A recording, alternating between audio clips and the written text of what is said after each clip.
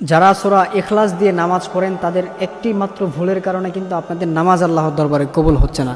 প্রিয় ভাইরা আমার, প্রিয় বোনেরা আমার যারা আছেন, আপনারা যারা সূরা ইখলাস দিয়ে নামাজ পড়েন, আপনাদের কিন্তু এই একটি ভুলের কারণে কিন্তু আপনাদের নামাজ আল্লাহর দরবারে কবুল হচ্ছে না। অনেকেই আছেন সূরা ইখলাসকে খুব ভালোবাসেন, সূরা ইখলাসকে খুব মহব্বত করেন। সূরা ইখলাস এটা কিন্তু খুবই গুরুত্বপূর্ণ একটা সূরা। সূরা ইখলাসের কিন্তু অনেক গুরুত্ব রয়েছে। আল্লাহর হাবিব সাল্লাল্লাহু আলাইহি ওয়াসাল্লাম জানিয়েছেন, কোনো ব্যক্তি যদি সূরা ইখলাস একবার পাঠ করে তাহলে 10 পারা কোরআন পড়লে যে সওয়াব হবে সেই সওয়াব আল্লাহ তাআলা তার আমলনামায় দিয়ে দিবেন। আর কোনো ব্যক্তি যদি সূরা ইখলাস 2 বার পড়ে তাহলে 20 পারা কোরআন পড়লে যে সওয়াব হবে আল্লাহ তাআলা সেই সওয়াব তার আমলনামায় দিয়ে দিবেন। আর কোনো ব্যক্তি যদি সূরা ইখলাস 3 বার পড়ে তাহলে 1 খতম কোরআন পড়লে যে সওয়াব হবে এই 1 খতম কোরআনের সওয়াব আল্লাহ তাআলা তার আমলনামায় দিয়ে দিবেন। আর কোনো ব্যক্তি যদি সূরা ইখলাস 10 বার পড়ে তাহলে আল্লাহ তাআলা তার জন্য জান্নাতে একটি প্রাসাদ নির্মাণ করে দিবেন। প্রিয় ভাইরা আমার, সূরা ইখলাস খুবই গুরুত্বপূর্ণ একটা সূরা। এই জন্য অনেকেই আছেন সূরা ইখলাসকে মহব্বত করে। দেখা যায় 5 ওয়াক্ত নামাজের সময় অন্যান্য সূরা তো পড়েনি, কিন্তু প্রত্যেক 5 ওয়াক্ত নামাজের সময় তারা সূরা ইখলাস পড়বেই। অনেকেই আছেন এই মহব্বত করে সূরা ইখলাসটা পড়েন। এখন বিষয় হচ্ছে সূরা ইখলাসের এই একটি মাত্র ভুলের কারণে কিন্তু আপনার নামাজ আল্লাহর দরবারে কবুল হচ্ছে না। সেই ভুলটি হচ্ছে, যারা সূরা ইখলাস দিয়ে নামাজ পড়েন তখন তারা পড়েন হচ্ছে, মানে এখানে হচ্ছে গিয়ে মূলত কুল হুয়াল্লাহু আহাদ, এখানে হবে কফ। অনেকেই পড়েন যে কুল হুয়াল্লাহু আহাদ, এটা হচ্ছে কফ দিয়ে, কফ মোটা।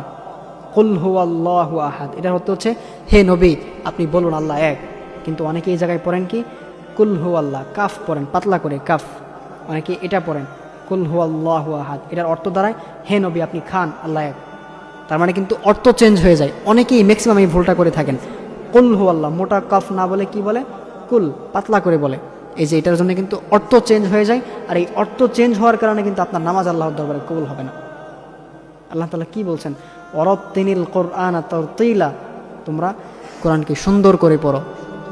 কিন্তু আপনি কোরআন ভালো করে পড়তে পারেন না, আপনি সহি করে পড়তে পারেন না, আপনি উল্টাপাল্টা পড়েন। মনে রাখবেন এটার জন্য কিন্তু আপনি আরও গুনার বাগী হয়ে যাবেন। নামাজ পড়েও কিন্তু আপনি গুনাহগারদের কাতারের মধ্যে পড়ে যাবেন। এই জন্য অবশ্যই কোরআনকে আপনাকে সহি শুদ্ধ করে পড়তে হবে, আর নয় কিন্তু আপনার নামাজ আল্লাহর দরবারে কবুল হবে না।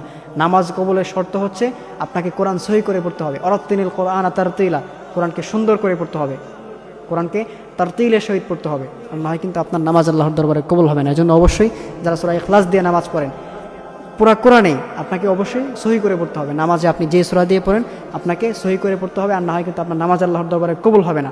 আর বিশেষ করে যারা সূরা ইখলাস দিয়ে পড়েন, যারা এই ভুলটা করে থাকেন, এটা অবশ্যই শুধরে নেবেন। আপনারা কোরআনকে অবশ্যই সহি করে পড়ার চেষ্টা করবেন, তাহলে কিন্তু আপনাদের নামাজ আল্লাহর দরবারে কবুল হবে। আর না হয় কিন্তু আপনার নামাজ আল্লাহর দরবারে কবুল হবে না।